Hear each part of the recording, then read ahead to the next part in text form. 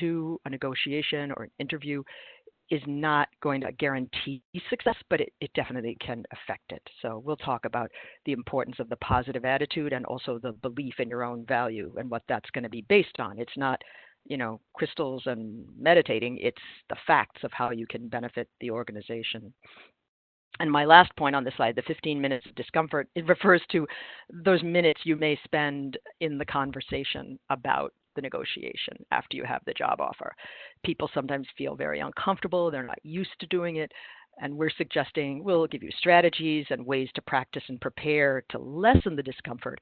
But also ask yourself, am I willing to be a little uncomfortable, stretch outside that comfort zone for thousands of dollars, which is the impact over time? For most of us, that answer is yes, but we'll help it decrease that discomfort at least. So part of what I'm going to talk a lot about, in maybe more than you might expect in this presentation, is preparing to negotiate. I would say the number one mistake that many of my clients have made, sometimes even very experienced folks, is they skip or skimp on the preparing to negotiate stage. They're busy, they're working, they're had to work hard to get ready for the interview, and then they're calling me up saying, well, what should I say in the salary negotiation? And I sort of discreetly ask, well, how much research and preparation were you able to do? Because it is very hard to figure out what to say or how to figure out your range if you haven't done the homework. So before we get to the range homework, though, I like to start with you. You may know your accomplishments, skills, and experiences really well. That's awesome. Still make a few notes to note down which are the ones that really add value to you for this job, at this moment in time. What's going on there? What do you know about what's happening there? What might be going on there if it's before the interview? Is you want to do this preferably long before the actual moment, preferably weeks before the actual job offer, if possible, because you also want time to talk to people about your value and about your target market salary. But first, what do I have to offer? What do I have to offer that's the most benefit, getting the best results and outcomes for this employer? Quantify your past outcomes and results if you can. Hopefully, you've already done some of this work for your resume and preparing for the interview. As a result of my effort to do whatever your action was, I have achieved blank result, which provided the following specific benefits to the company. This may not be your exact language. The idea is to prompt you to be specific and to think specifically, and you may use this information just to build your own confidence in your worth to the company, or some of it you may bring out verbally or specifically later in negotiation, but you want to be prepared. And as I said, a lot of this prep is very similar to the prep you'll be doing for the interview. So you should have it ready. You're just tweaking your thinking about it a little bit. What's your market differentiator? What we mean by that is, how are you, assume you went into this interview and maybe there's a couple of other finalists, you're in the interview process. What makes you different from the other potential finalists? You all have the competencies to do the job. You all have the core skill set. What's different about you, and how will it help the company? And just another prompt question, how can you contribute right away? So again, we're helping you think concretely and specifically as part of your preparation. The next part, and this is the part people know they need to do, but sometimes leave it to the last minute. Sometimes, again, common mistake is not researching your target market range until you've already received the firm job offer and you have to give them an answer. It can be done then. It's just hard to do it as thoroughly and carefully, and it's hard to build in the informational interview step, right, if it's hard to reach people. So the start of your job search, ideally, and then you can refine it or update it with a specific job opportunity in mind, is the when. The how, definitely online research and informational interviews. Informational interviews, a networking meeting, right? What's great is if you have people already in your network that you can just shoot out a quick email, have a quick phone call with. What's a typical salary range for X position in your organization for someone with my background? Is that typical for other companies in the same industry, or is it a little higher or a little lower, and why?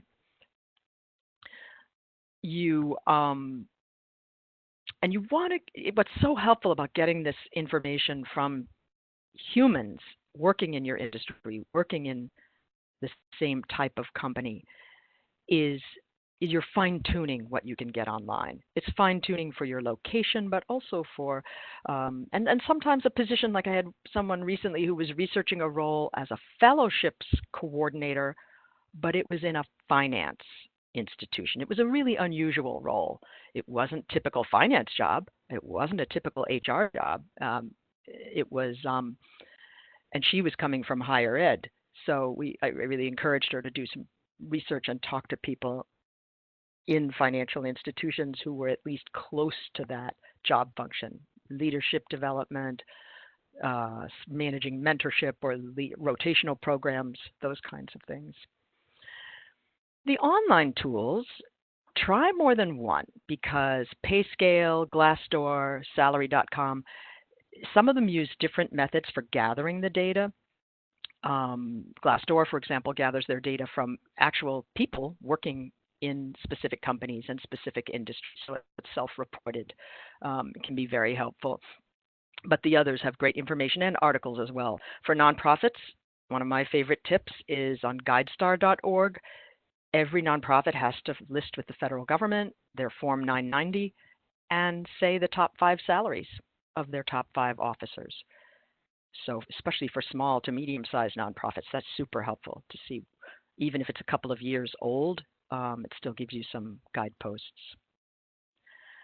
So, before we move to what else might be negotiable, so you're looking for probably a $10,000-ish range of what your target market value is, which again has partly to do with you and the skills and experience you bring, and partly to do with the type of position, the type of and level of problems that they have, challenges that they have. So that's why it will vary from company to company, sort of what that target range might be. So a little more on your preparation. You want to think ahead of time about what else might be negotiable, or what else do you need to ask for. The need to ask for are things like when you're in that first 3-month period on the job, it's often considered a probation period where you can't officially take vacation time off. But if your sister's getting married and you know you'll need a couple of days off, at the time that you are offered the job is the time to ask for that time off if it's in the first 3 months. They'll really, and often the answer is like, oh, of course, no problem. But they really appreciate that you're asking up front. Other things, these is just a brief list, different kinds of benefits. Vacation time, can that be negotiable? Well, it depends. If you're a relatively young professional, probably not. But if you have a number of years of experience in your field, you're working in, say, a corporate engineering sector where you often start with 2 weeks of vacation and over time build up to 3 or 4. If you make a career transition to another engineering firm, you can often negotiate for increasing. They may offer you 2 weeks, but you can increase it to be more commensurate, or at least it's certainly reasonable to ask. Flex time, varying your work schedule, telecommuting, we mentioned that. Bonus and stock options, obviously, if it's appropriate in your sector, in your industry. Professional development and training courses, that is attending conferences. That's a great thing to bear in mind no matter what sector you're in. If it's a nonprofit or a government agency or, otherwise a workplace without a lot of funding for salaries to give people, sometimes they have additional monies or sort of different pocket of money to be more generous with professional development, but be sure to ask. Now, I put golf club membership partly to make you laugh, but also because there are sectors and industries and roles like senior sales roles or even medium sales roles. If you're expected to socialize and do things with clients or potential clients. That could be part of what's appropriate. If someone tried to ask for that in many of the places I've worked, they would be viewed as not fully sane and definitely not having done their homework. Relocation expenses, again, sometimes that's much more common, I'd say, in corporate for-profit jobs, but don't assume. It could be a possibility for a nonprofit position, particularly at a more management or senior level.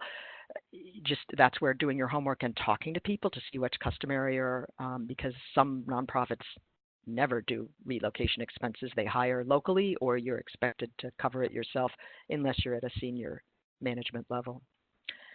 So as I say, you pick things that are important to you and appropriate to your industry or level. And you're not doing a whole strategy here. You're just preparing and noting down the kinds of things that either you definitely want to ask for or that you want to inquire about in networking meetings to see what's appropriate for your industry, your sector.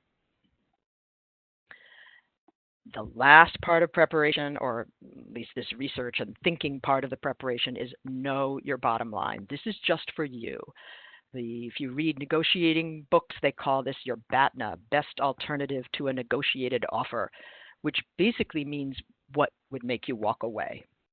For many of us, this may be a salary compensation number.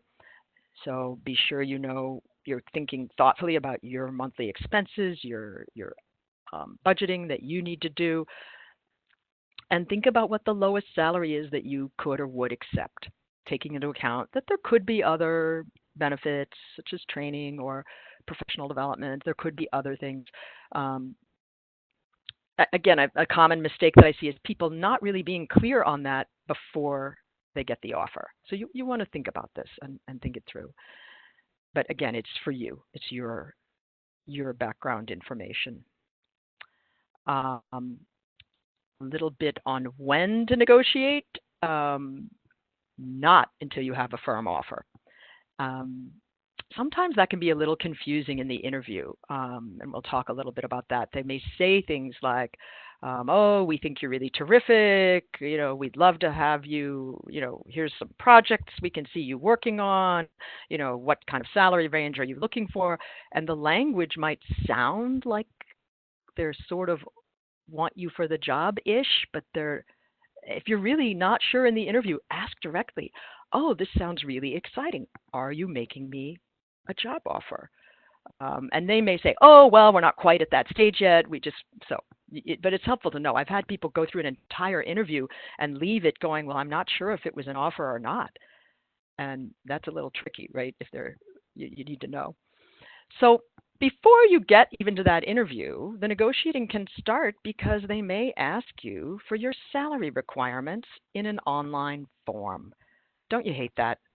That's one of my least favorite things, because you don't know enough about the job or the job requirements or how you can stand out and add value.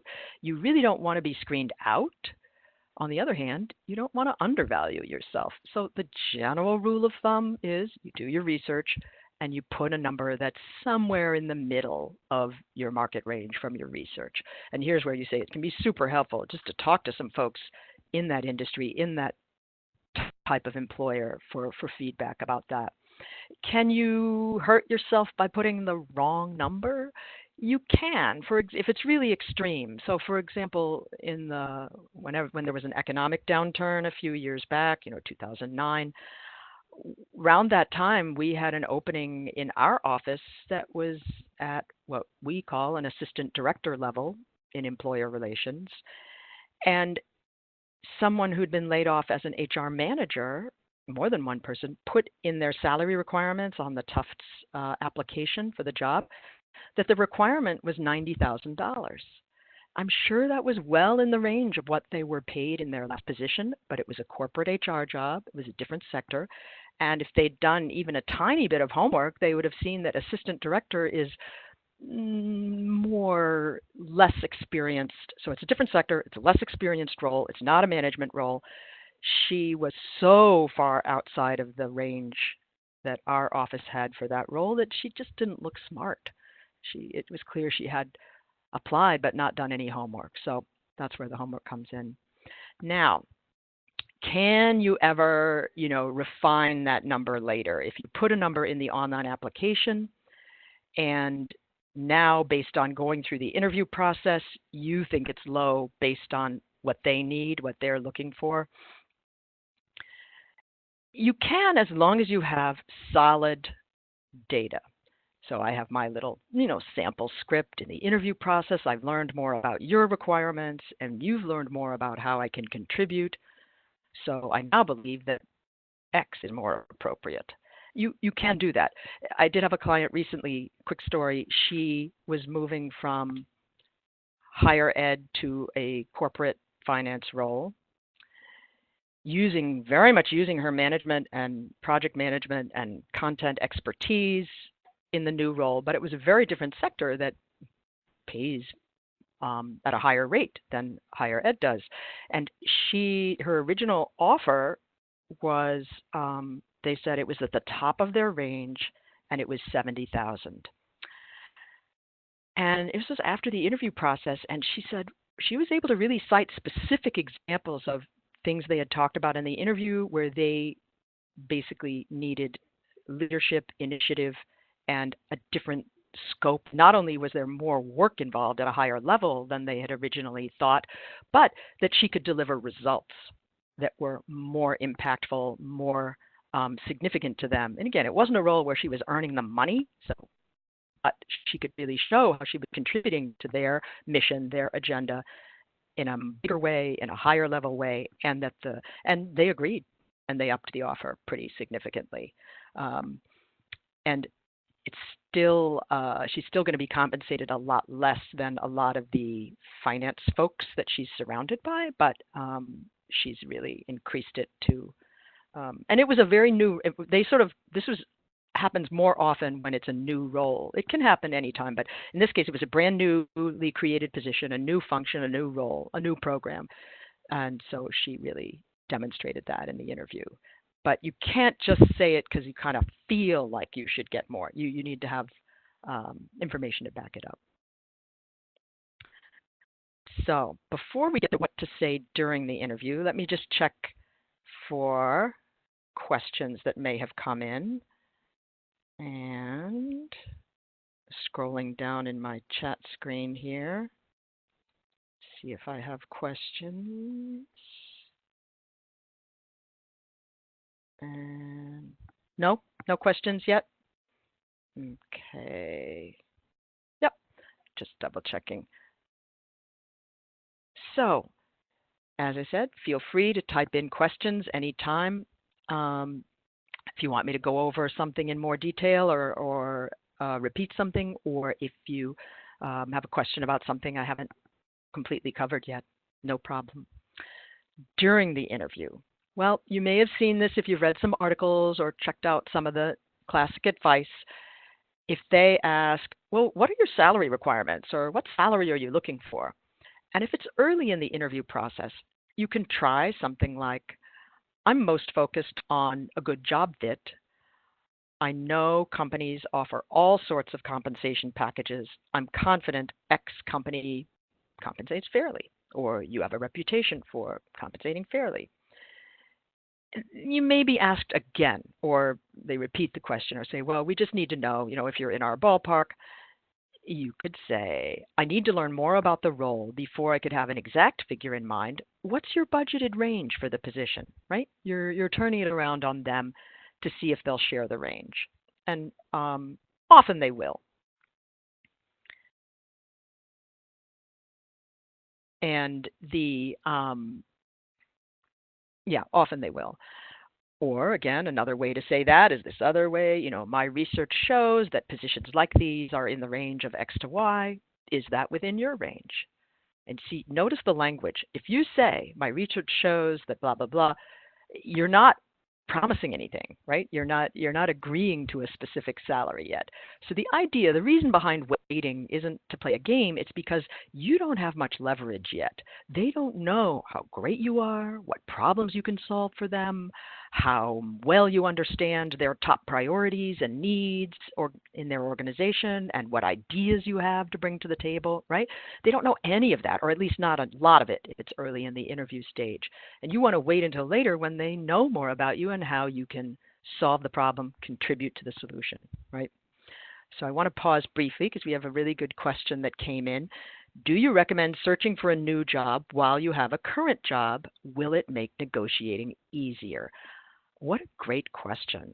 The part of the reason why the negotiating can feel easier is literally psychological confidence.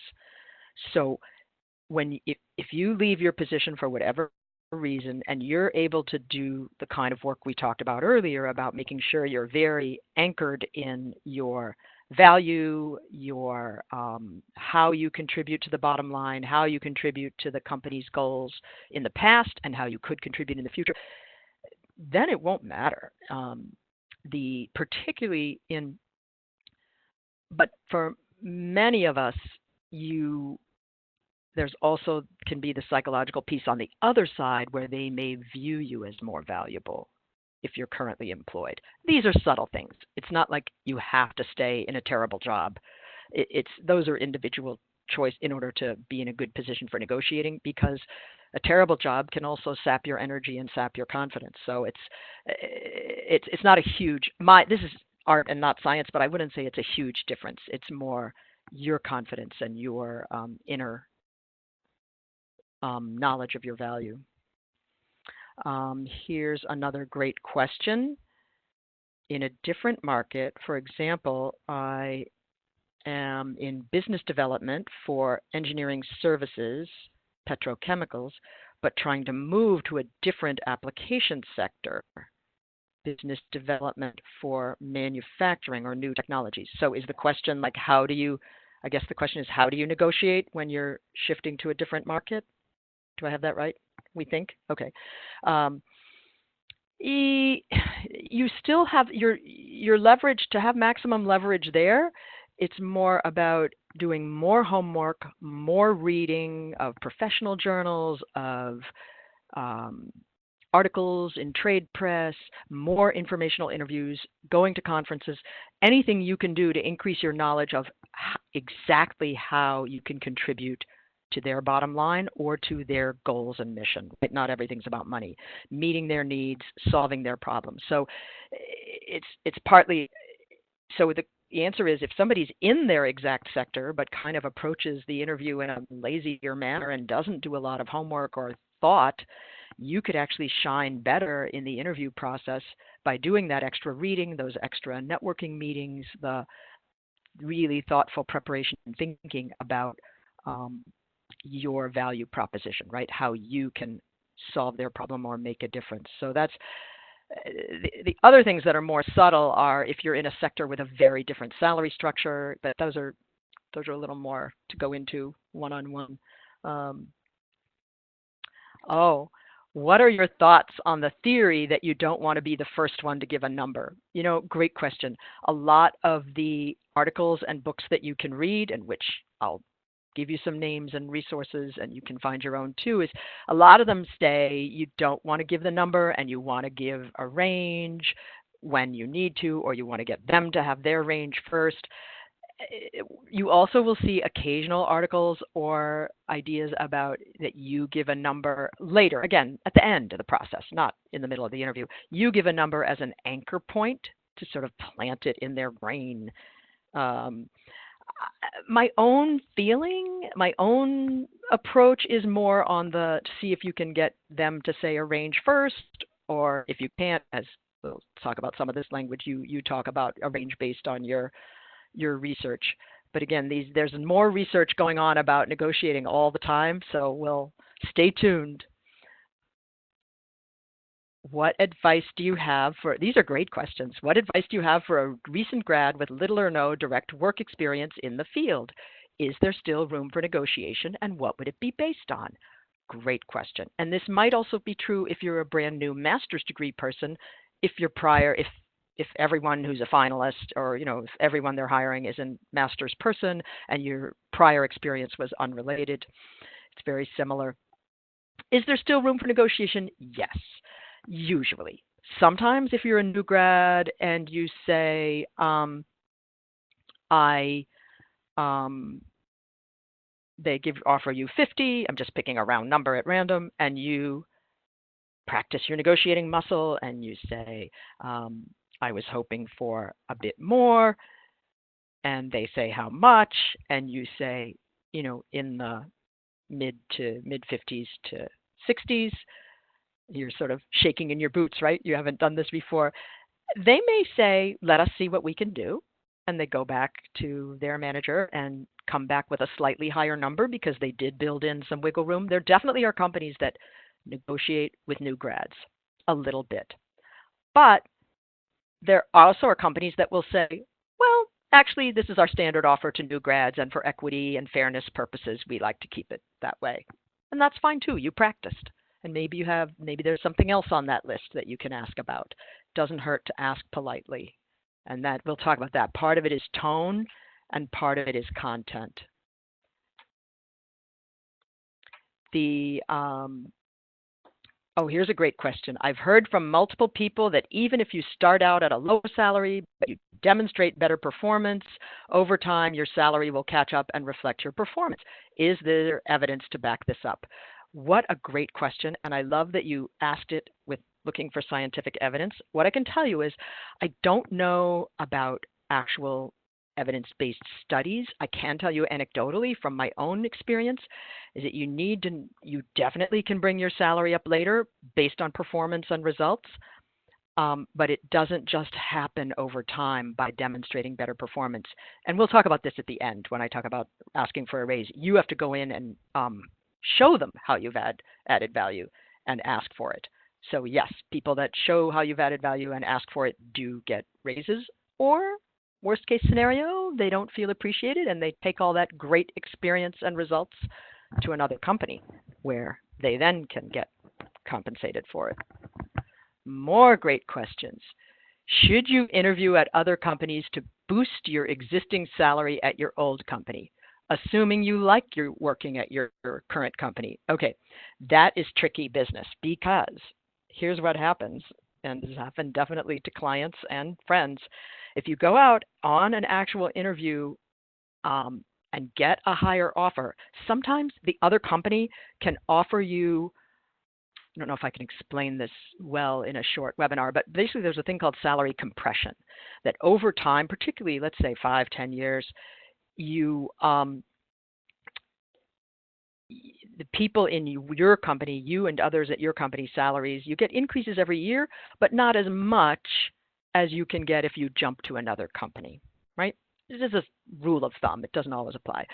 So if you go out and interview, and I had this happen to a client recently, he got an offer that was significantly higher than his current salary, but he didn't actually want to go to the new company.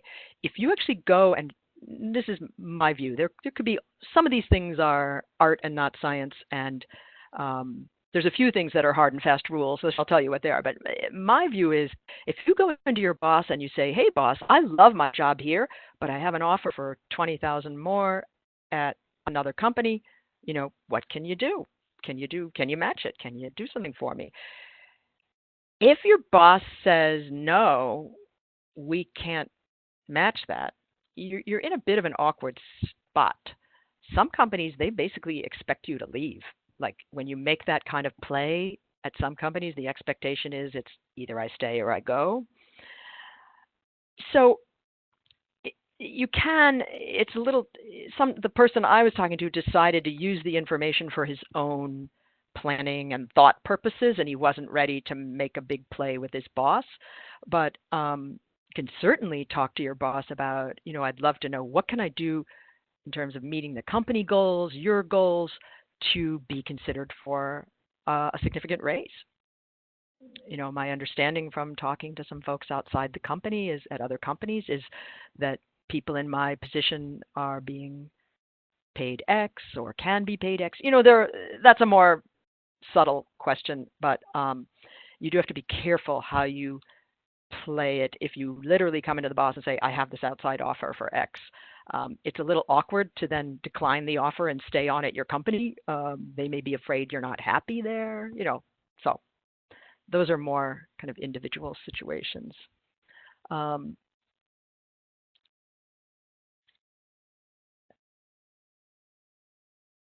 Here's a couple of questions that I'm going to save while I go through the next section about during the interview, because some of them kind of relate to that. As I said, when they ask you your salary requirements, you try to deflect. You try to get their range if you can,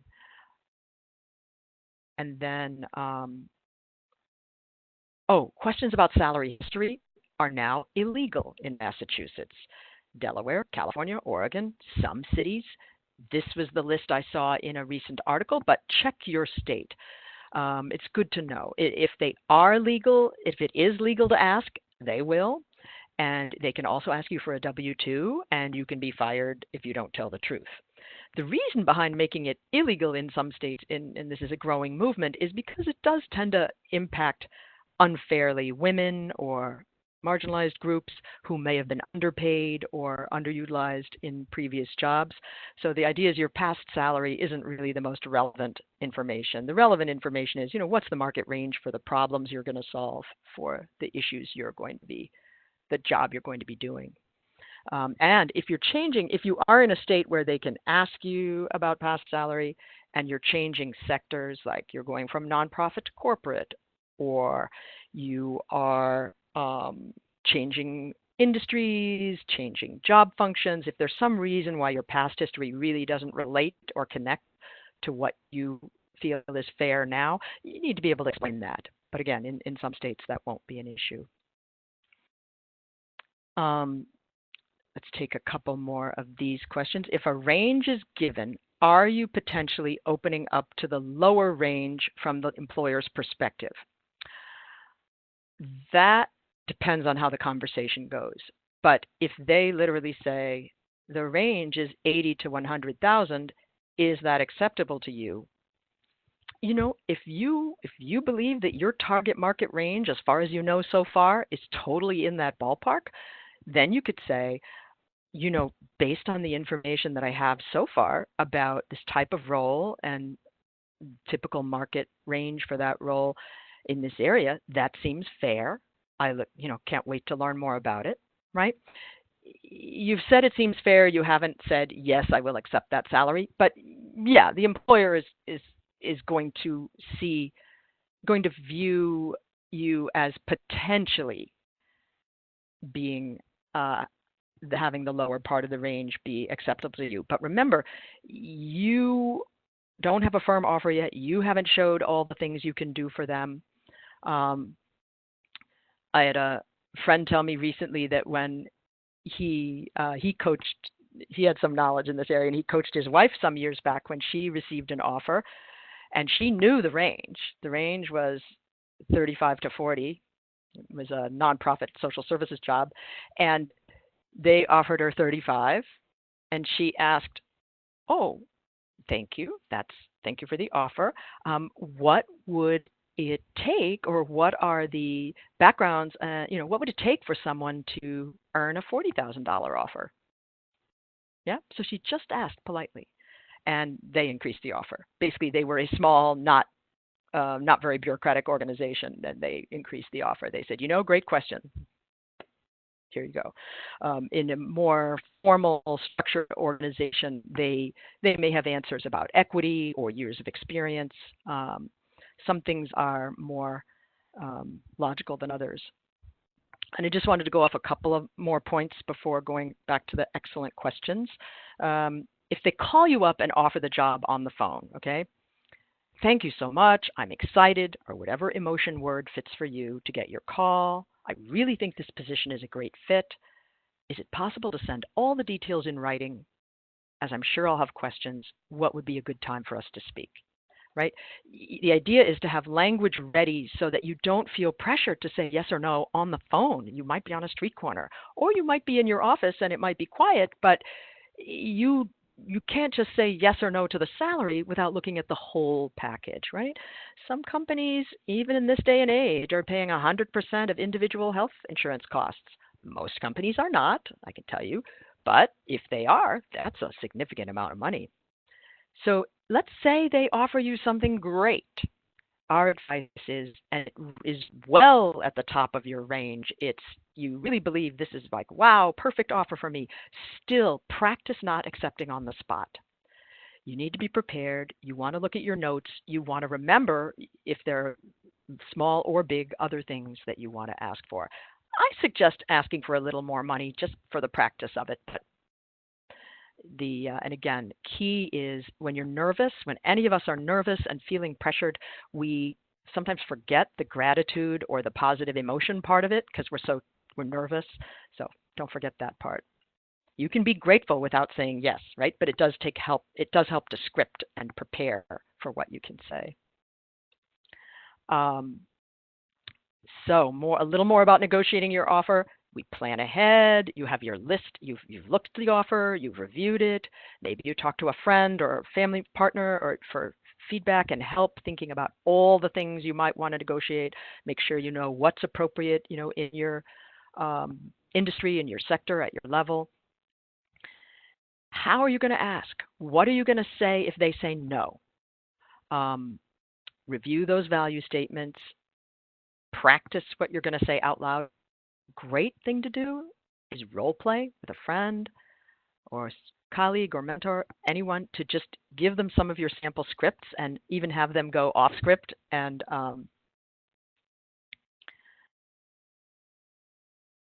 so important. This is another step, practicing out loud and scripting, knowing, the other side doesn't necessarily have the script. Sometimes they don't say what you expect, but there are certain things you can predict. They might say yes, they might say no when you make an ask, and we'll talk about how to make that ask. First of all, your tone and mindset are so important. We talked about positive, curious, emphasizing common goals, use we language whenever you can. It's not we are going to get this salary, no, but we are working on X, or it's not personal, it's business. Again, be sure you build in at the beginning of your response, phone call, script. You've got the written offer, you're starting your negotiation. You start with some positive, sincere statements about the job, the people, the projects you're going to work on. And it really helps to spend a minute before the phone call tuning in to that emotion, that positive. What are you excited about? What are you happy about in this potential job? Because again, otherwise our mind goes straight to what we're scared or nervous or tense about. Or maybe you're not scared, but it's going to be, you may feel tension about this negotiation. But it's just a series of questions. You might say, next page, I appreciate the time that went into the interview process and in creating this offer. You mentioned a starting salary of X. I wonder if there's any flexibility in that number. And then you shut up. You wait for what they say. You listen. You might hear something and some response. Maybe they say, well, we don't usually, go much above X for someone at your level. When they come back with a response, unless it's yes, there is flexibility. It's like if they say yes, there is flexibility. What did you have in mind? That's when you say, we're not so far off. Based on my research with comparable roles, I was thinking something in the range of Y to Z. You might want to bring in a little bit about that special value you bring. Sometimes they say no, or sometimes they say we have to go off and check with somebody. But they're pretty likely to ask you, if you ask for flexibility, they're pretty likely to respond saying, well, what are you looking for? Okay. And if they absolutely say no, there is no flexibility in this offer, or maybe it comes up a little bit, but still not where you're looking for, you could acknowledge they're considering it. You can ask for a salary review sooner. It's great if you can tag it to a specific point in time. Maybe 6 months is a good point. Enough time to give you time to prove yourself and really get some results. If you can accomplish, say, if we can be evaluated based on if I achieve X in relation to the Y project, could we then talk about this getting this salary in 6 months? See if you can tag it to a specific result and a specific time frame. Sometimes they say no to that too, or we'll see, but at least you can try the ask. And then, as I say, you have your list in order. When you're satisfied with the results of your negotiation, you can accept verbally, but ask for the complete job offer in writing and really, really look over it carefully. Occasionally, I have seen an article that suggests negotiating your salary by email. I am not a fan. The good thing about email, it's true. You can craft your language. You can craft your statements. You can really be specific, but also put in emotional language, positive emotional language. The huge, huge downside to me is you can't read their tone of voice. You can't, pick up their vibe or their hesitation points, and you can't communicate your tone. That positive tone, that win-win, that collaborative tone. If you're rejecting the offer, again, even if it's a terrible offer, find a positive tone. I appreciate that you checked into the salary and questions that I had. I really can't make this offer work for me at this time. I loved the people I met, the challenges that the job would offer. I hope we can stay in touch. Does it ever happen that they come back in 6 months or some period of time and say, actually, whatever we tried to do to address that problem or hire for that job didn't work out? Now we want to talk to you, in your salary range. It can happen, especially if you keep things positive. Or maybe they have some other need in the future, right? You don't want to slam any doors shut just because you feel like it's an inappropriate range or offer. The other thing that can happen, sometimes people ask, what if you ask for too much? Can that ever happen? Well, usually, if someone withdraws an offer because you've asked for, quote, too much, usually it's not just the content, it's also the tone. If they feel that you've been aggressive, entitled, or inappropriate to the industry or to the process, those are extreme cases where you're just out of whack in how you're communicating. The other story I'll tell real quick is happened to one of my clients. Her bottom line was not really about money. It was about her home situation with 2 very small children and commute times and so on. So she wanted to ask for a full-time job to be cut to 4 days a week, part-time, and flex time, and working from home. So she had 3 asks that were different from the company culture, different from what they had offered, and cutting the salary from full-time to part-time, for some jobs that could be significant shift. So I cautioned her. I said, are you willing to lose the offer based on this? Is this your walk-away point? And she said yes. And indeed, she had a very positive tone, and it wasn't a bad conversation, but they said no. And they didn't just say, no, but come here and work here anyway when we know it doesn't meet your needs. They said no, and they withdrew the offer. Had a happy ending. A couple months later, she found one that was flexible, part-time, and met her needs. But it's uncomfortable to do that. But that's why you need to know what your point is. So let's see if I can get to, I know we're getting close to 2 o'clock, and we said we would go till 2:15. If a range is, I answered that one. I've been told that you really have the ability to go back and forth with HR once before it starts to become an annoying amount of work for the hiring company. How do you get everything addressed in 1 or max 2 discussions? Okay, that's a great question. It's such an it depends. It's normal at times. It can be normal to have more than 1 discussion. The key point is to be prepared on your part so you're not coming back to them saying, oh, I remembered another thing I need to negotiate, right? You do want to get all of your questions or concerns on the table. When does it become an annoying amount of work? That's going to be such an it depends, but that's part of the art of it. Of you can go back and forth more than once, but you're right. Sometimes it's company culture, industry culture. So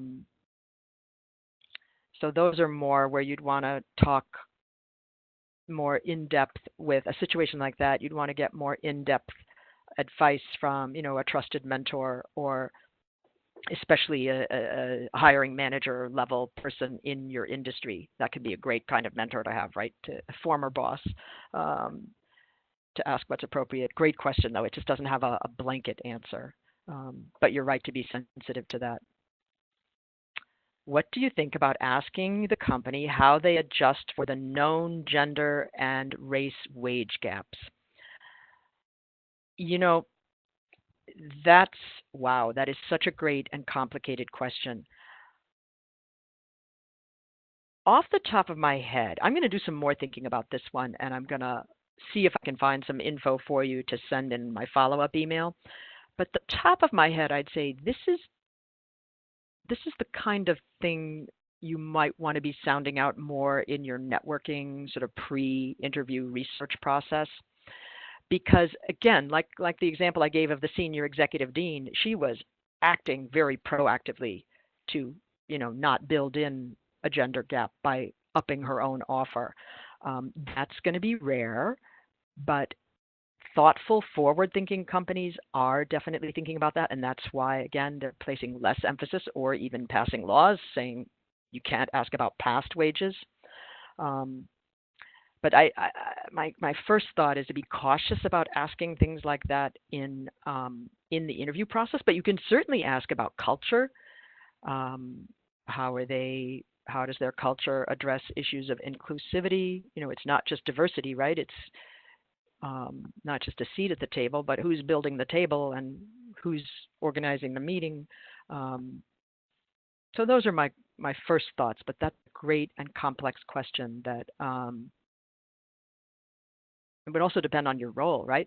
If you're a senior level HR person, this would be right in your wheelhouse to be asking about this because it's part of the function of your department. So great question. I want to have a quick time to talk. So we talked about negotiating your offer, to shift briefly, and I'll come back to what your questions are, but to negotiating a raise. Once you start that new job, or if you're on the job and not doing this, start documenting everything you do, every project, especially when you get praised or recognized or feedback.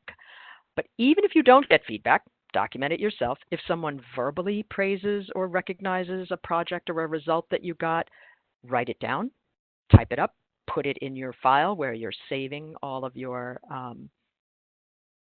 projects and feedback, because when you're ready, when you think it's a good time, based on you've been able to get significant results, plus, again, there's company culture, what's happening in company culture around raises.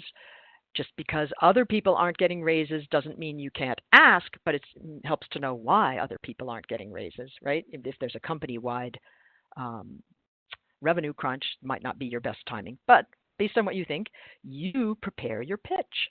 Really be clear about how you've contributed, what results you've gotten. If you can quantify, great. Not everything that everyone does has a number on it, but try to think about, so what, just like with resumes, right? So what, who cared, how much, who or what has been impacted by what you did, and you're getting into the specifics.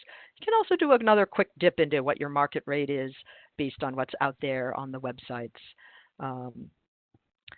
And you might say something like, I've really enjoyed working here.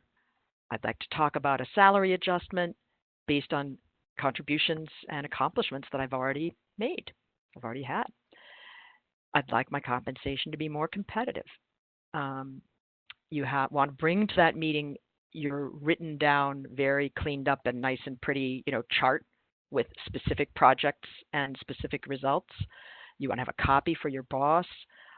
Be sure it's a meeting with the door that's closed. I would recommend asking the boss when you ask to set it up just for a meeting about your career development.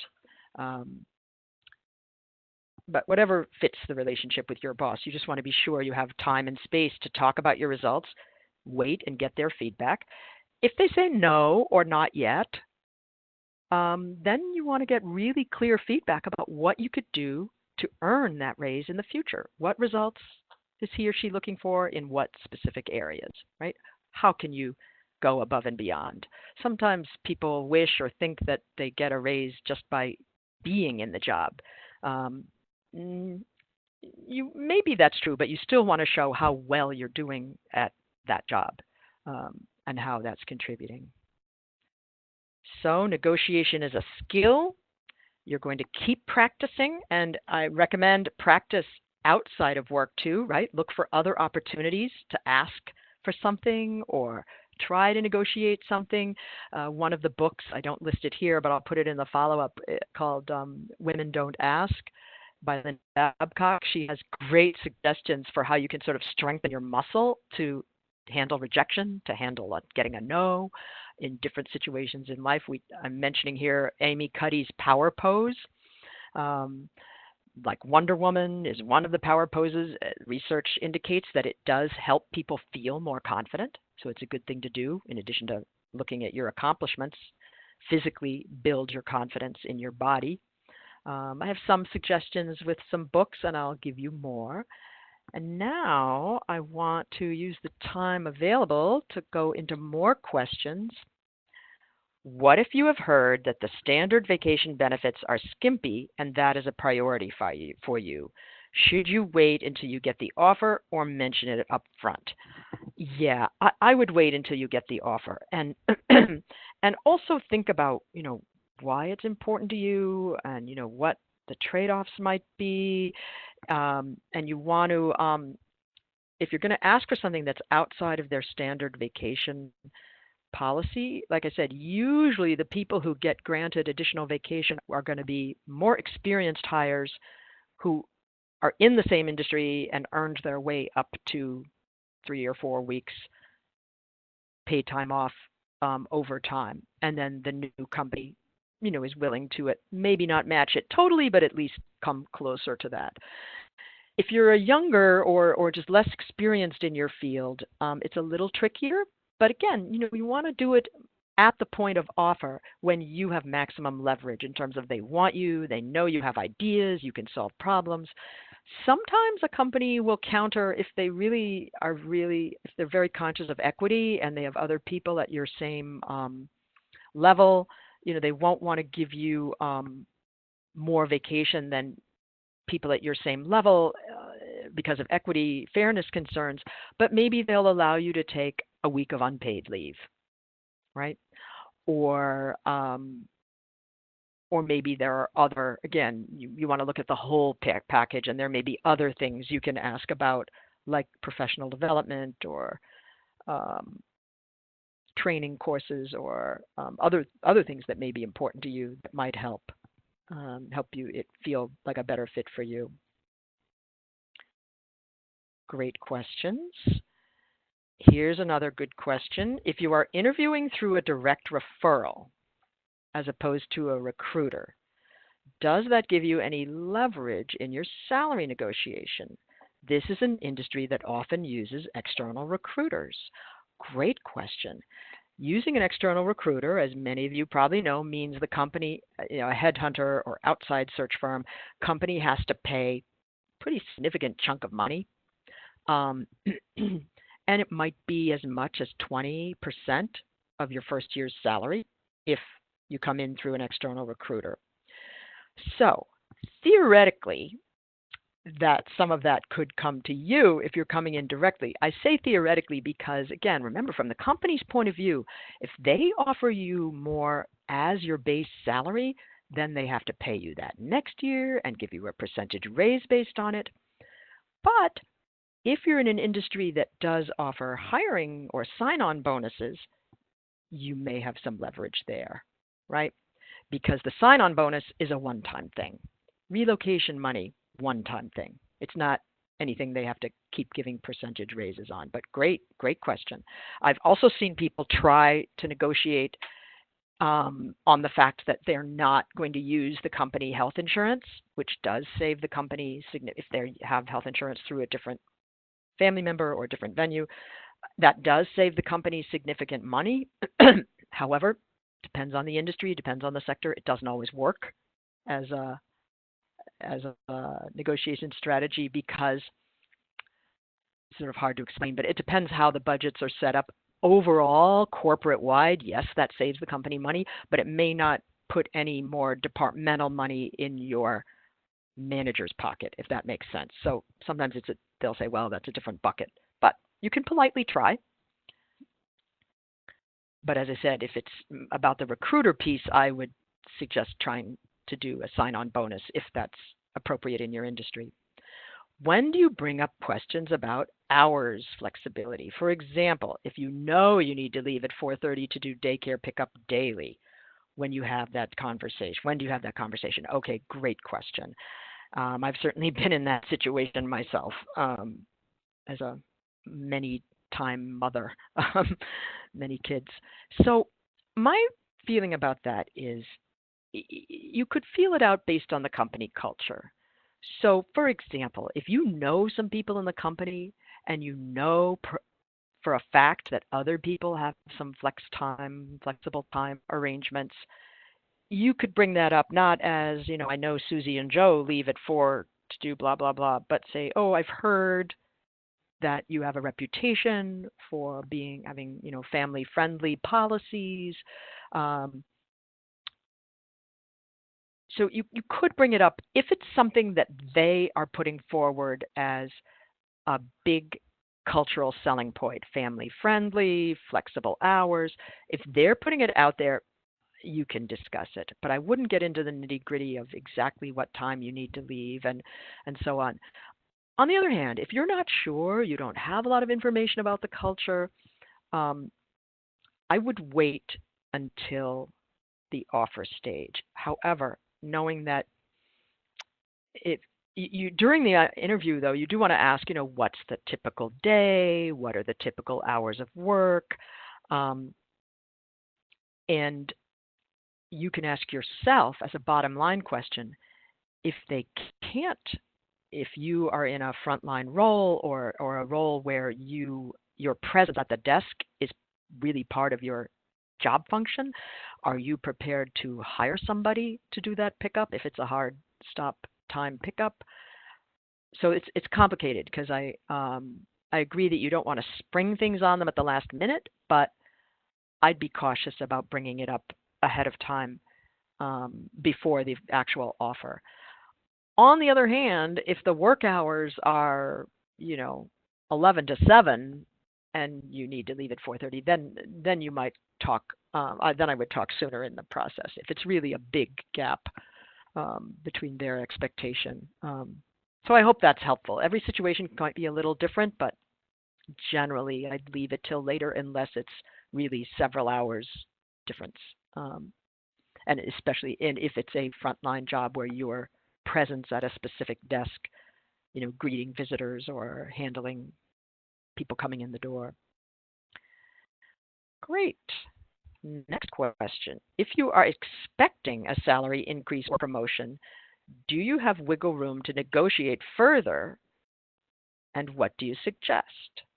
Okay, meaning it sounds like this person is, okay, what if you think you are already at the lower end of your salary range because you didn't negotiate 2 years ago when you got the job? Oh, thank you for your honest question, person writing in a question. Yes, all of us at different points in our careers have been in that situation. Maybe because we didn't ask or didn't negotiate or didn't know it was allowed or didn't know it was possible. Or in some cases, you might have asked and maybe been told no for some folks. But whatever, now it's 2 years later. Yes, you definitely have wiggle room to negotiate. a raise that your boss suggests or proposes, the cautionary note there is it's a big it depends. So, if you're going to try to negotiate a larger increase, you need to have very, very good data to back it up. And data, unfortunately, can't be based on, I started too low. The data has to be based on, for example, benchmarking ranges, market ranges of what other people are paid in comparable, competitors, very similar institutions. And there, some of these salary websites, for example, you can pay. I don't think it's very much, maybe $25 to get a personalized salary report.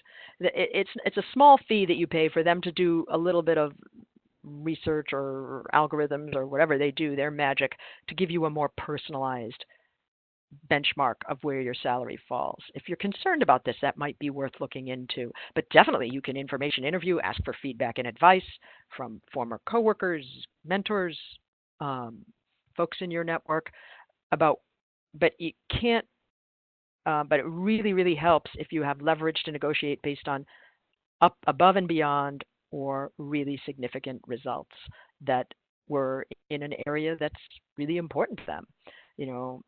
So you see. And the other thing is, remember, if the boss says, well, we'll give you X, but we're not going to give you Y, then you can ask, what can I do to earn Y for next year or next time? What are the metrics? What are the results?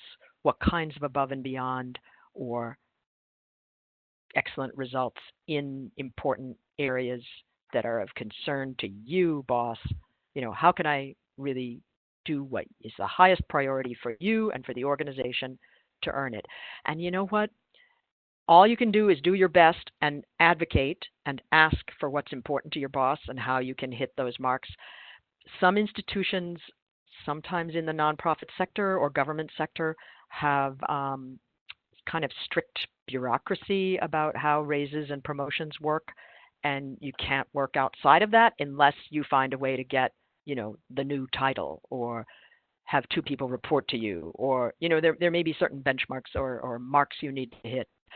But sometimes people learn, and again, this you have to do your homework and talk to people to find out that you need to leave the organization in order to get paid what is really a full market, what you feel you deserve. But don't go there right away. As I say, first you want to, as long as you're there, you might as well work with your boss and see what is the best you can do to get either a promotion or a better increase. But as I say, you're working not just in how does the boss value you, but what's the company culture, what's the fairness, what's the equity with other people in the department. Great questions. What can you do when your counterpart does not want to negotiate? It happened to me this week. Oh, ouch, afresh. When they don't want to move an inch from their offer, which is definitely not good. How do you make them negotiate? Well, I hear your pain. I hear your emotion there. It's just in that phrase, make them negotiate. Because guess what? You can't ever make anyone negotiate. It's interesting to me that they won't move an inch. It does happen, Some industries, some companies are more doing things that way than others. So again, do not take it personally. You can, if you still have time, if it's still in play, you can definitely go back to that list and really think creatively about what else you could ask for that might help.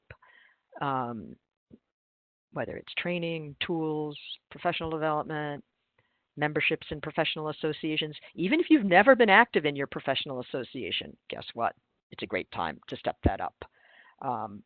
And you can also, like we say, politely decline and move away, move on, especially if it seems out of line with what other competitors, other people in the sector are paying. But again, just keep repeating to yourself, it's not personal.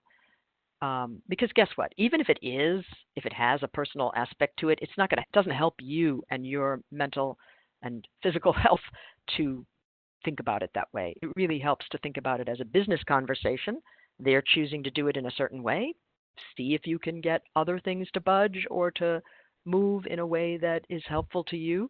And sometimes people that won't budge in salary are more psychologically kind of more willing to flex on some other things, but sometimes not. You can't make them come to the table, though. It's a sad truth. The ideal world, you're at least in a fruitful conversation, even if you don't reach an agreement point. Great question, though.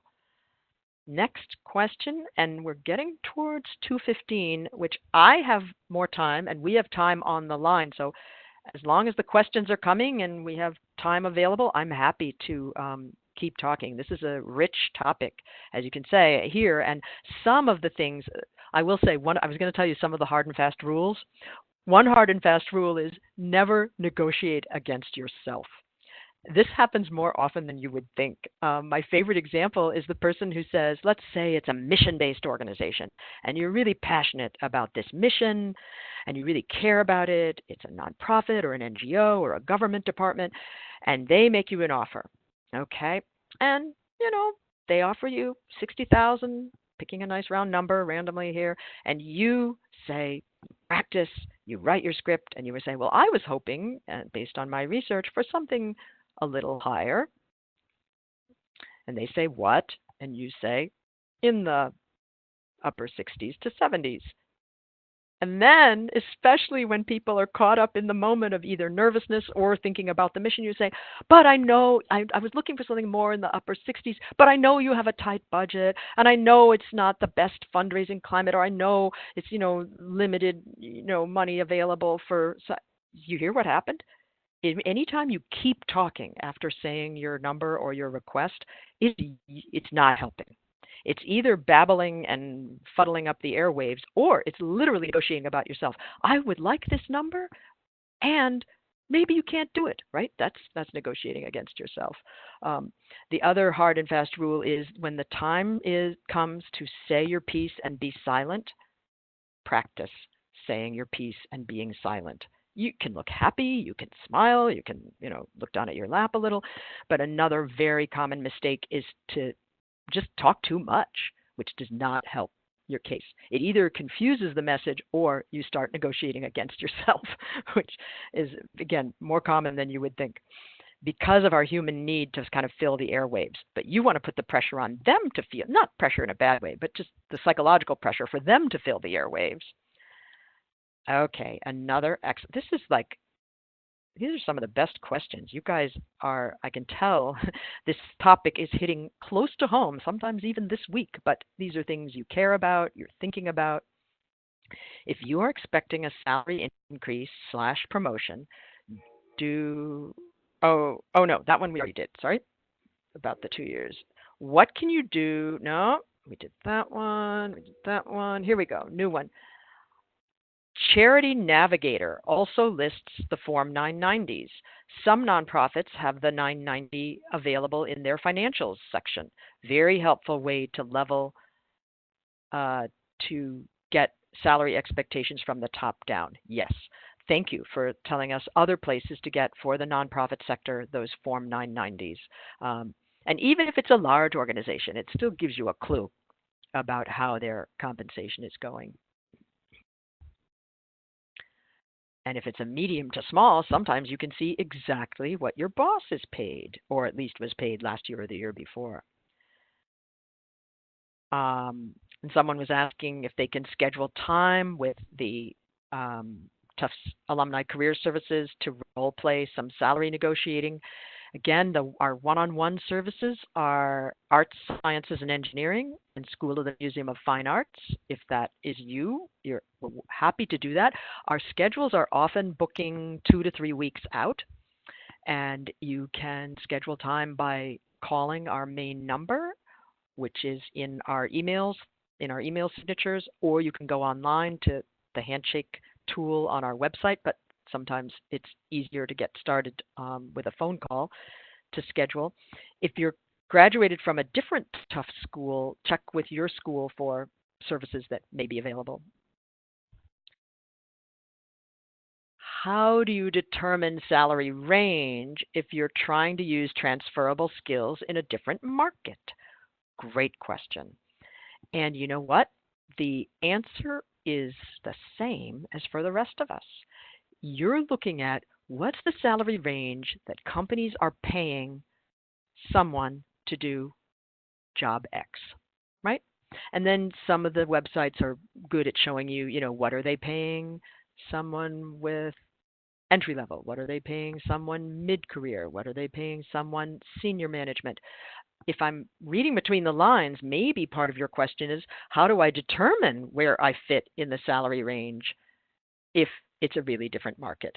And depending on how different it is, that's where it's helpful to ask humans working in that target industry, target job function area for direct feedback. What would be my market range? Because yes, it can be challenging to figure that out if you're coming from a different sector, government to nonprofit or government to corporate or vice versa.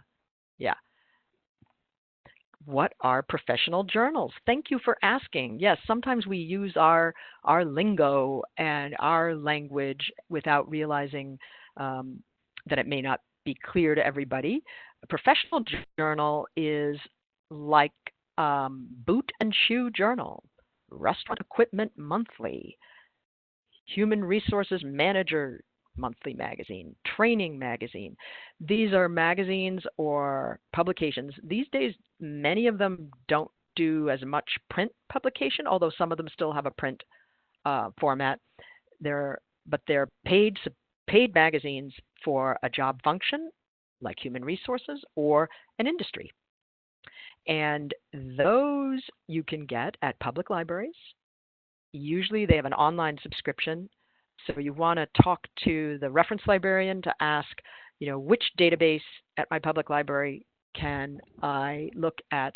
And this is what you want to ask for: full text articles in the trade and business press, right? As opposed to academic press. Although for some of you, if you're applying to a research job where the manager or boss is doing scientific or academic or medical research, yes, then you want to look at the medical journals or the academic journals. And the public library may have those as well, but you want to ask them. And that's what it is. And that, I promise you, those Boot and Shoe Monthly for the shoe industry or human resources management or whatever your industry or sector is, you'll be surprised how much is out there because they're not circulating around on the newsstand, right? But the managers are reading them and publishing articles in them, and that will really help you distinguish yourself in your interview process as well, as you're getting information beyond the website. Not so much, it's not exactly going to help you in negotiating, but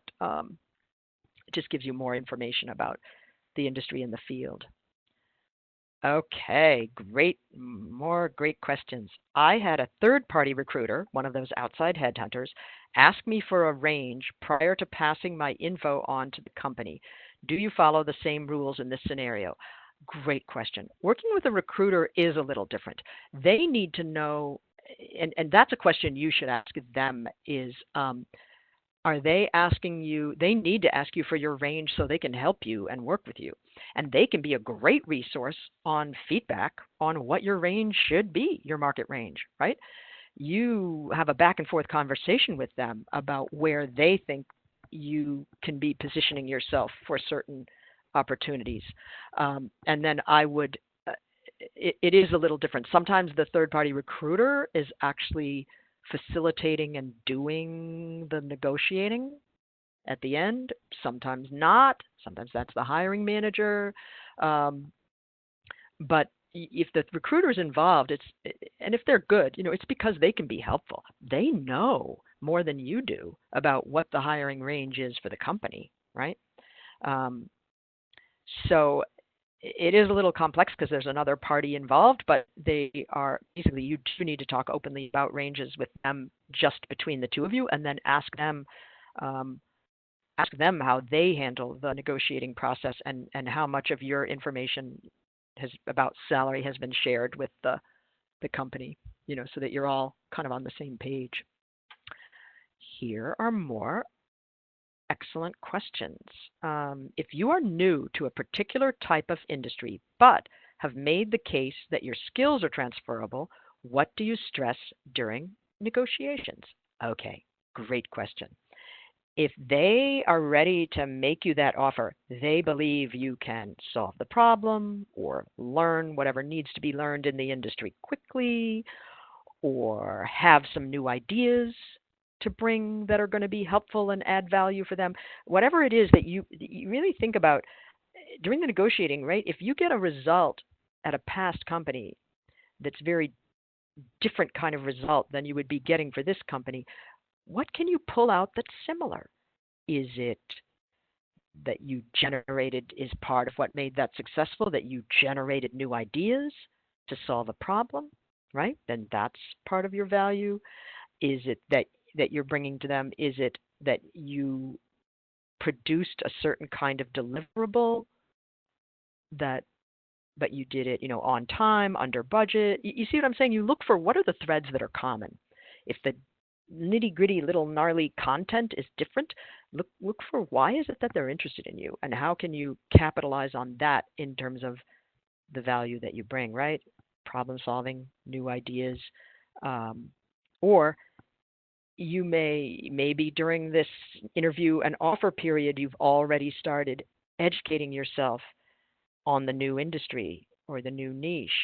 And you can talk about the, professional journals, articles you've been reading, technical skills you've been boning up on, right? So it's it's kind of making yourself an even stronger problem solver. I hope that's helpful. But I know what you mean. You're not going to be saying, I sold a lot of paint for Cabot Company, and now I'm going to come and sell a lot of paint for you, right? You're doing a little more, a little bit different, but maybe it's about the selling, or maybe it's about the training and developing of staff, or so figure out what's important to them and how you can speak to that. Can you negotiate if you are applying for a position in which you are known friends or former classmates with someone in the same position at the same company? Oh, there's so much that may be between the lines there. You didn't say, person who asked this, but let me guess. One possibility is you know what your friend makes. That's one possibility. You know your friend's salary, and you're wondering if you can ask for something different or something more. If it's the exact same job in the exact same company, then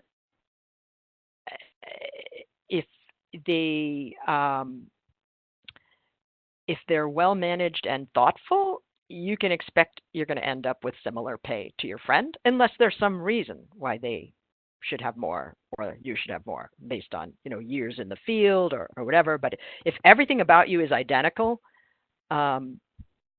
pretty identical, then it's probably going to be similar. But for example, let's say your friend is paid X and they offer you X. You can still ask for a little more than X. I want you to practice that muscle. I'm not sure what else might be between the lines. Maybe you'd be uncomfortable if you end up getting paid slightly more than your friend because you asked and they didn't. I'm making this up, but guess what? It's up to you and your friend. Every situation is different. Personally, and this is just me personally, if it was a close friend, I would talk salary frankly with them the whole way through, figuring knowledge is power. But every situation is different. With the friend, you're there negotiating for you.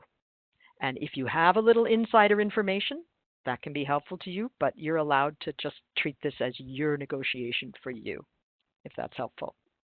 If you are, again, reading between the lines in the situation where you might ask and get a little more than your friend has, if you're close friends, you can help your friend, right? Help them brainstorm and practice. They can't stomp into the boss saying, why did you pay Joe that much and Susie this much? And, that's not super helpful. But so I'm not sure which parts are in between the lines. But the bottom line is you can always just be you asking for if there's any flexibility in the salary offer, right? And ask for other things as well, appropriate to the role. Oh, these are great. What are the best resources to get your salary range? Well, I'm a fan of checking several. PayScale, salary.com. I love PayScale because it has lots of articles and graphs and charts and lots of detail. But Glassdoor is interesting because it's real people putting in real info um, and talking to humans, people in the field in similar job function or who are managers who manage that job function, who can give you honest feedback and advice about your market range for that specific type of company. I think they're all good. Anything? Nicole's shaking her head. She didn't know she had a favorite. Is that the end of our questions? I just want to make sure there aren't any that I can see that Nicole can't see. No, they're all to. Yep. Oh, here's one.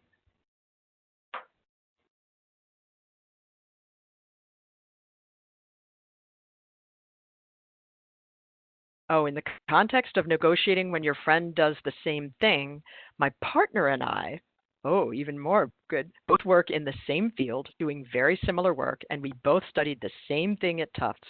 So I have used his salary information to help me know what the market rate is in a negotiation in the past with my employer. Yeah, again, knowledge is power. Slightly different employer. Not everything will line up completely identically the same, but great comment. Thank you. That's helpful. Is that it, Nicole? It is. So thank you. I want to give you all extra props for the thoughtfulness and detail and interesting situations and scenarios you brought in. You know, my PowerPoint, my outline, I was trying to give you some basic frameworks to work with and some structures and scripts to start with. But I encourage you to keep learning, keep reading, keep practicing, and I will send you some more websites and resources that can help you with that. So thank you for your thoughtful questions that really made this come alive and fit different real life situations. Thank you. Take care. Bye bye.